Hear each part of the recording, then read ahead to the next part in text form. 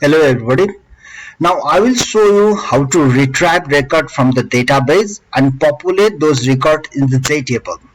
This is the continuation of the previous video. In the previous video I have shown how to insert values taken from the user interface to the database. Now I am continuing in the same code. I will add JTable TVL, then JDefaultTableModel,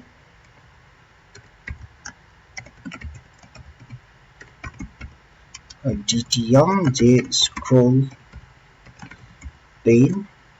JSP.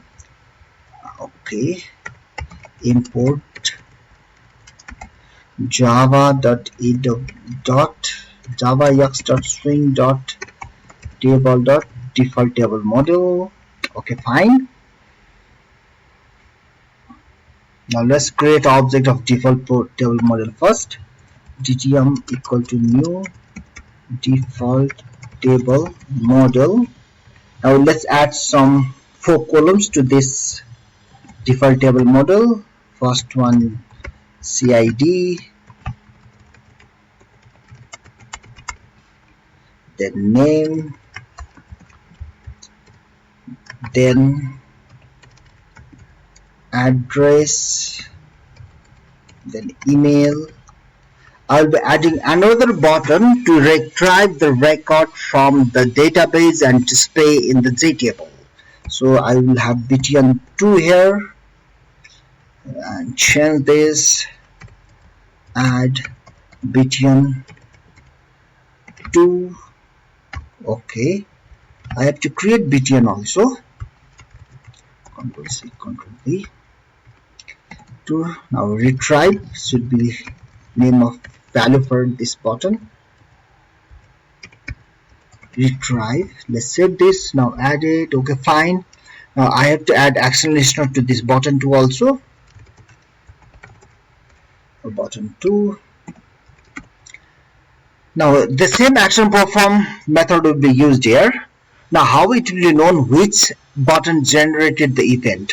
Here first button is also using the same object to handle event, that is the frame object. This will represent the current object.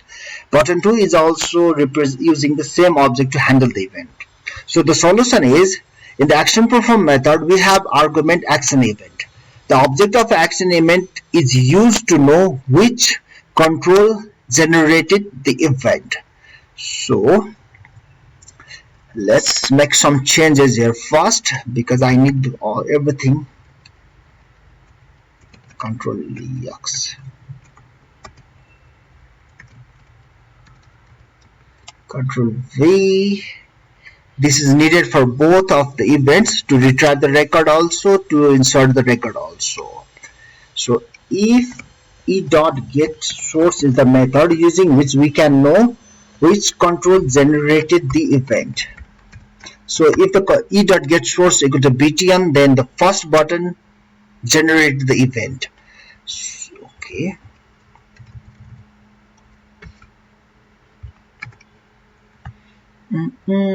Create everything fine. Why is this showing me this? Okay, it has to be surrounded within the try catch. Try SQL exception SE.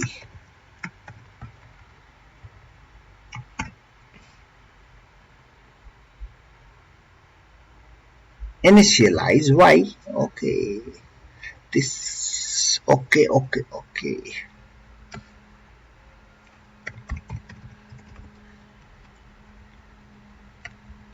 Now if this is here, now if e.getSource equal to button 2, then second button is generating the event. Here we have to retrieve the data. So I will write the string SQL equal to select asterisk from customers. Okay, then I have to execute this query and restore the result into the result set object. equal to yes.execute not query. Yeah, that is query SQL, that is fine. Now I have to loop through this result set rs.next. Okay, now here is the trick, rs.next. Okay, also needs to be surrounded within the try catch. Okay, I will surround everything within the try catch.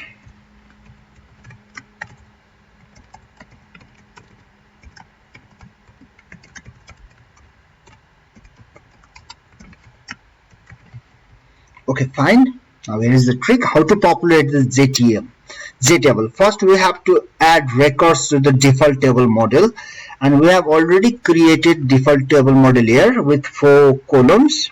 Now we can use the insert row method of this default table model, dtm.insert row 0. Then we have to do new object array. Then within this curly bracket we will be supplying the values retrieved from the database table. rs.get all strings 1, comma rs.get string 2, rs.get string 3, rs.get string 4. Now using these 4 values we are creating a new object and we'll insert that object to DTM. We are looping through this result set. So one by one record will be taken from this rs and inserted to the DTM, that is the default table model object. After retrieving all the data and populating default table model, that loop will be terminated. Now we will create table tbl equal to new JTable. We will pass this default table model to this JTable. Then JSP equal to new JScrollPane. Now we have to add tbl here. Now we have to add JSP. I have to change my grid layout here. So instead of 5 by 2, I will make it 6 by 2. Now let's execute this. Let's hope everything is fine. Okay, retry. Okay, now you can see this. The records are retrieved from the database, and this is the JTable. Okay, in this way we can retrieve data from the database and populate that data to the default table model and view in JTable.